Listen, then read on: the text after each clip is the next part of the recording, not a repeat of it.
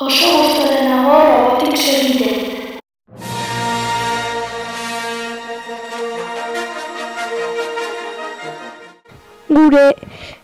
Gure roboticseko irakaslea Xabier da, eta klasea hasten denean azalpen batzuk ematen dizkigu.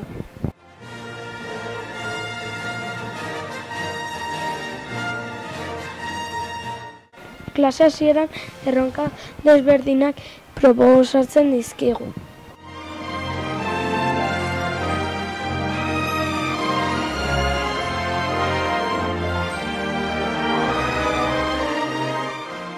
Eta gero, erronka egiteko robota ordenagailuarekin konektatzen dugu.